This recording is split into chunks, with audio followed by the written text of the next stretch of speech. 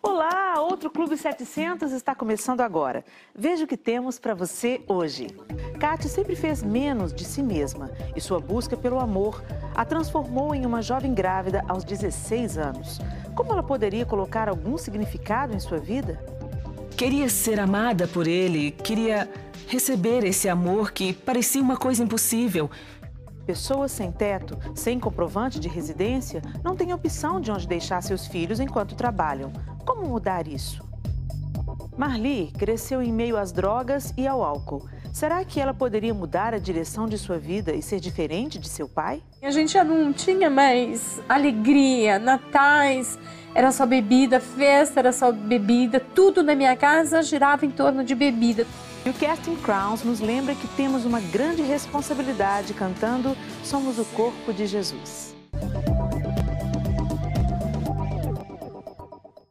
Mais um Clube 700 está começando agora. Está vendo esse número embaixo na sua tela? Ele está aí para ser usado. Se você tem um pedido de oração ou precisa de alguma direção em sua vida, por favor, ligue para nós.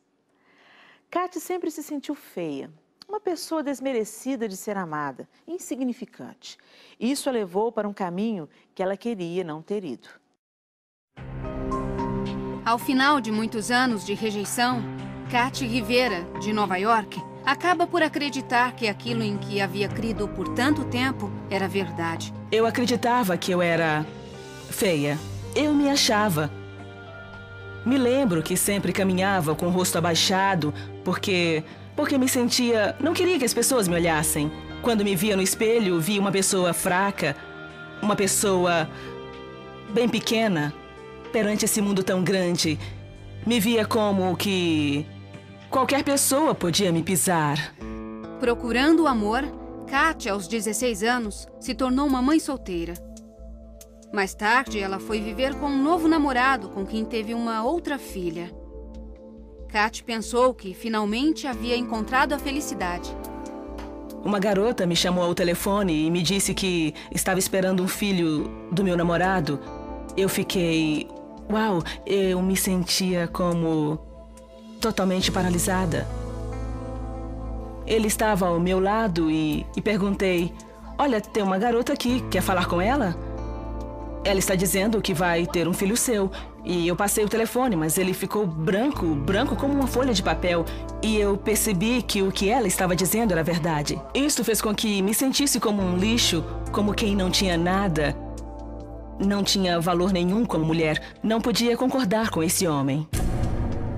O desprezo e as infidelidades continuaram. E Kate não estava disposta a viver desta forma. Tomei um monte de comprimidos. Fiquei em coma e iria morrer. E tiveram que me internar em uma clínica psiquiátrica para poderem me dar medicamentos para estresse, para depressão.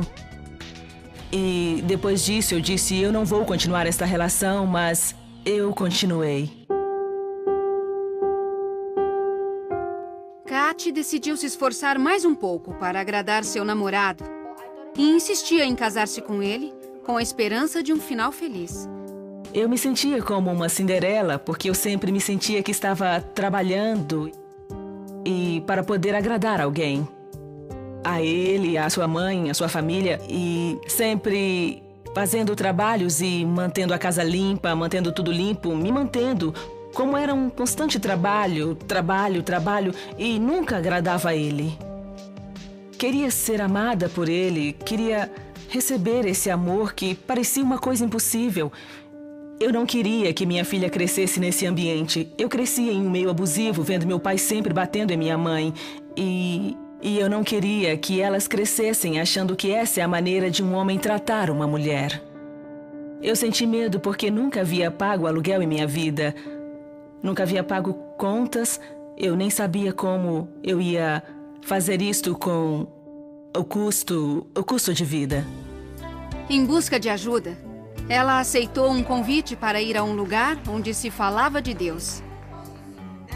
Aí descobriu realmente o que o seu coração desejava. Era o amor que eu estava buscando. Era esse amor que nem se pode, nem se quer descrever. Porque era tão profundo que era como um imã. Que imediatamente quando eu entrei, ele me atraiu. Nas páginas da Bíblia, descobre alguém que não só a ama, como está disposto a guiar sua vida. Jesus Cristo. Eu disse ao Senhor, entrego a minha vida, entrego meu coração, minha mente, meu corpo e quero te entregar tudo, porque quero fazer a sua vontade. Se eu não fiz nada certo na vida, eu quero começar a fazer algo bom. Sabia que esta era a maneira correta.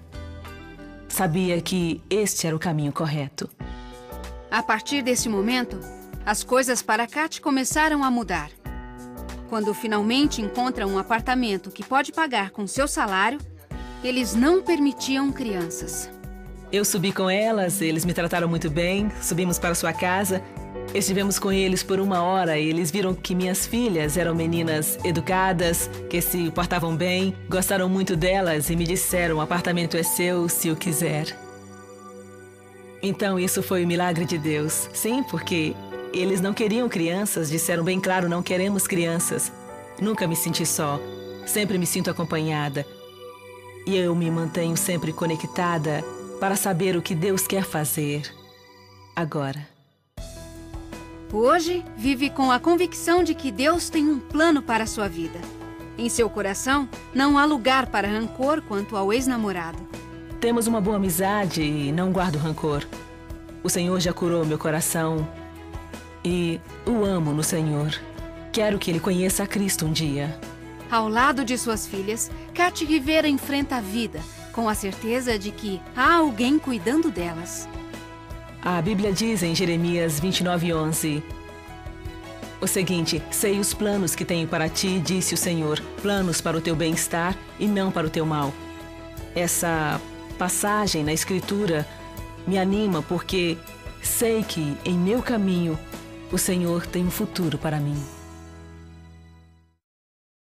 A vida de Kat mudou quando ela descobriu que a vida tem um sentido e que ela é importante para Deus. Você também é muito importante para Deus. Se você precisa de uma oração, ligue para nós. Queremos orar com você. A seguir, crianças carentes têm dificuldade de serem aceitas em creches.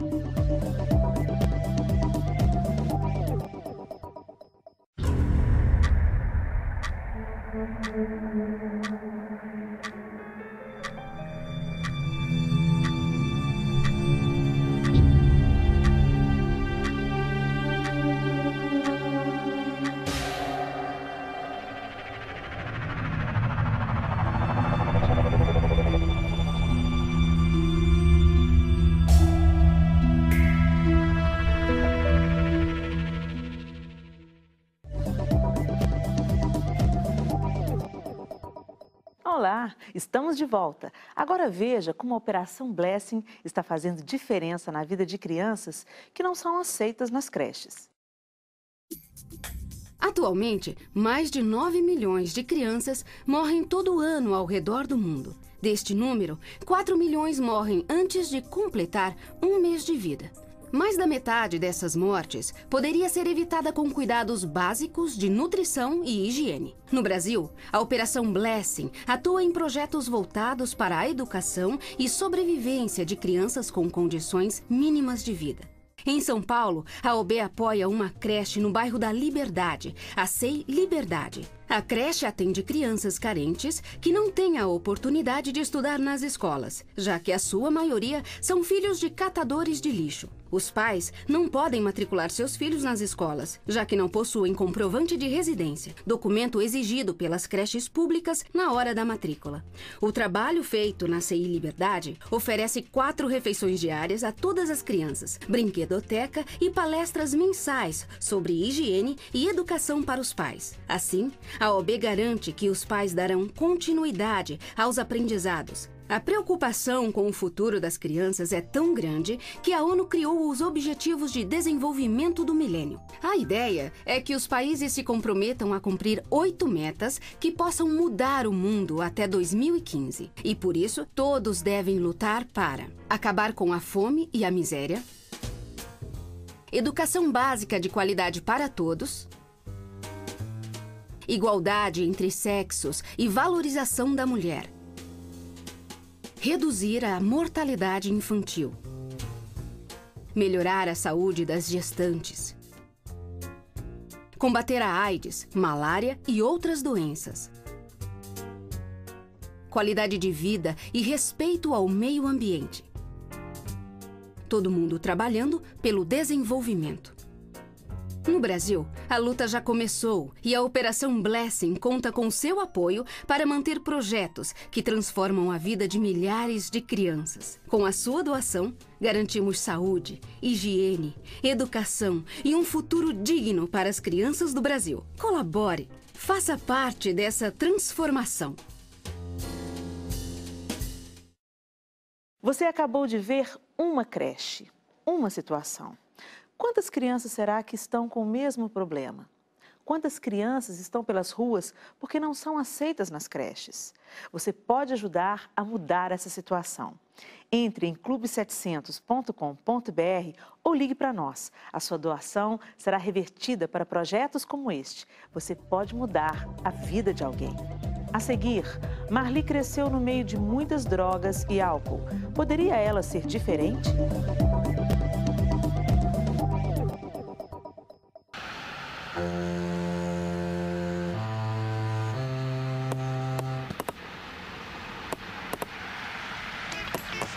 Às vezes fica difícil trabalhar.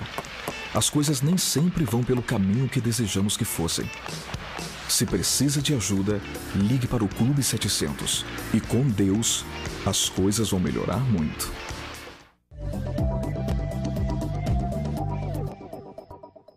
Estamos de volta com o Clube 700.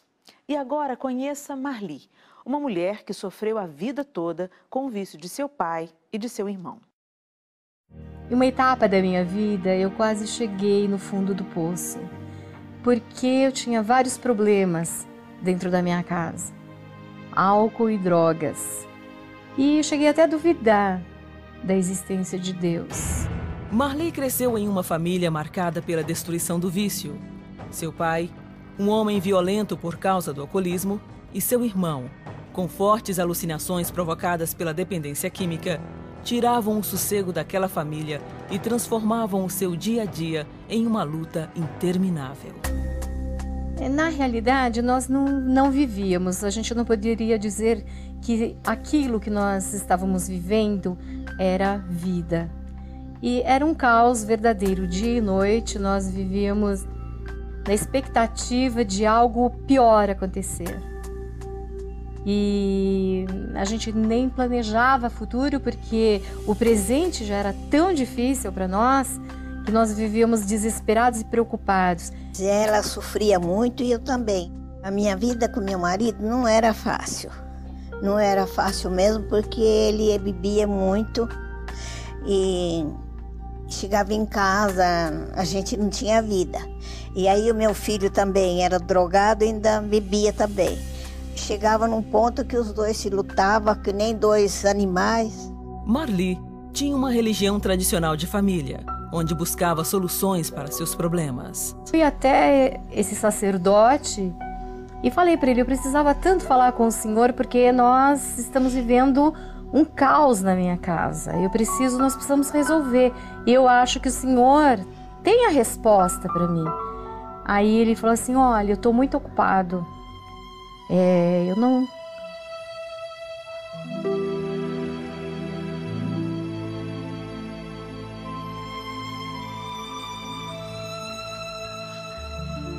Ele disse, eu não poderia te atender. Você poderia voltar outro dia. Aí eu saí dali mais desolada ainda. E eu tinha algo me dizia dentro do meu coração que eu ia encontrar a saída. E essa voz nunca deixava de falar. Aí um dia eu falei assim: olha, Deus, eu gostaria de encontrar um velhinho sábio e que ele pudesse responder essa nossa aflição, porque a minha vida a gente já não tinha mais alegria. Natais era só bebida, festa era só bebida, tudo na minha casa girava em torno de bebida, tudo tinha que ter a bebida. E como se não bastasse, tinha que ter as drogas do meu irmão. Eu tinha uma amiga que o irmão dela era dependente químico como o meu irmão. Nós fomos criadas desde pequenininhas juntas e os dois se uniram na dependência química. Então eu e ela, nós íamos nessa igreja, nessa igreja tradicional nossa, todos os dias. Ela falou: vamos fazer um propósito, vamos. A gente nem sabia o que nós estávamos fazendo, mas alguma força nos movia na realidade para a gente buscar a Deus. A gente sentia que era Deus mesmo falando conosco, e nós começamos a ir, entrávamos naquela igreja vazia, sem ninguém, somente imagens o tempo todo ali, mas a gente se ajoelhava e ela chorava e eu chorava. Eu chorava pelo meu irmão e ela chorava pelo irmão dela. Mas Deus estava a todo tempo ao seu lado, ouvindo suas orações. E essa presença Marli podia sentir como uma força que a alimentava em meio a tantas desilusões. Estava namorando e esse namorado dela, ele era adventista. Foi ele que ajudava nós dentro da casa. Ele via todos aqueles problemas na minha casa de uma outra forma. E ele tinha toda aquela paciência por ele ter o berço evangélico, porque ele tinha um conhecimento espiritual. Ele conversava muito com meu pai. Na medida do possível, ele conversava com meu irmão, porque às vezes meu irmão era muito violento. Meu irmão chegou a colocar fogo dentro do quarto dele. E quando ele estava no auge da dependência química, uma ocasião, meu marido, ainda meu namorado, teve que prender o meu irmão no chão por umas 2 horas e orando. E nós tínhamos que dar água para ele beber, jogar água sobre ele, porque ele conhecia algumas coisas a respeito de algumas lutas e segurava ele no chão e orava para ele, porque ele não podia soltá-lo. Porque se ele soltasse o meu irmão, ele era muito violento. O processo foi indo, nós acabamos nos casando. E quando a minha filha fez 2 meses, 2 meses de nascida, nós então sentimos mais necessidade ainda dessa busca. E só que eu falava para ele: mas então por que você não volta para sua igreja? Ele estava afastado da igreja. Aí ele falava: não, porque a minha igreja mudou demais. E eu falei: mas eu vou com você na igreja. Eu vou com você, eu faço alguma coisa, porque nós precisamos desse Jesus, desse Deus que você está nos trazendo, e você mesmo não pode abandonar esse Deus. A conversão da minha família foi um pouco diferente das conversões tradicionais. Não tem uma data, um marco, mas foi um processo que Jesus foi se revelando aos poucos, com situações que ele próprio planejava e colocava. Foi então que Marli encontrou uma amiga que a convidou para ir à sua igreja. E sabia da nossa sede de Deus, sabia da nossa necessidade de Deus, e ela era evangélica. Ela falou para mim assim: olha, Marli, tem uma igreja no Brooklyn e você poderia ir comigo lá. Eu tenho certeza que sua vida iria mudar. Eu tenho certeza que essa sua busca, você iria resolver isso. Aí nós marcamos, quarta-feira, eu e ela, nós fomos para a igreja. Chegamos na igreja, assim, eu senti uma alegria muito grande. E eu falava assim: meu Deus, tudo que eu quero na minha vida é viver essa vida, é viver essa alegria, é viver essa história na minha vida.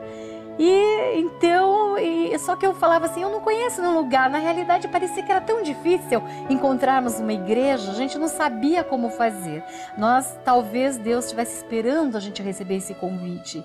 Ou essa dificuldade foi vencida pelo convite dessa nossa amiga, e eu fui com ela.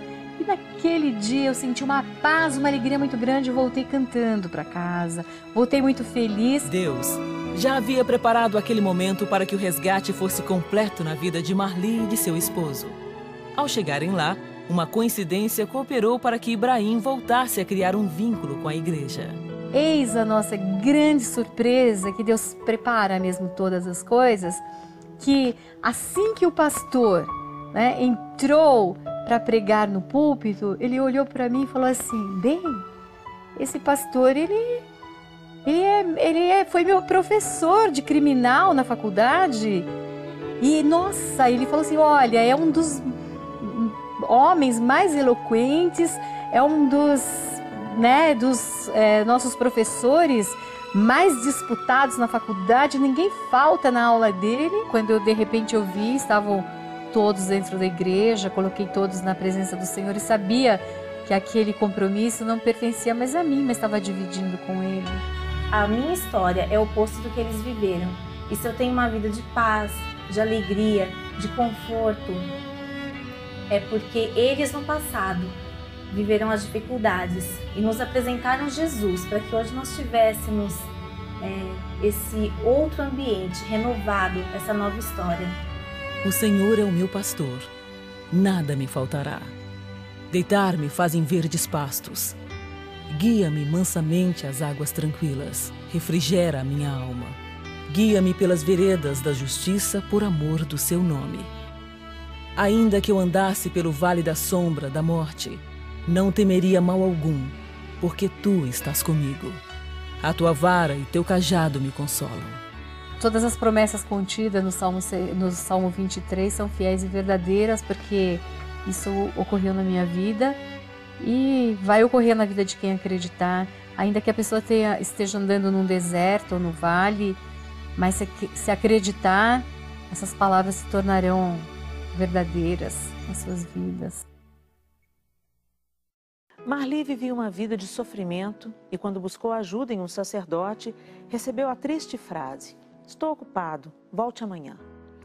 Ela saiu daquele lugar decepcionada e desolada, porém não desistiu de acreditar que Deus poderia fazer alguma coisa.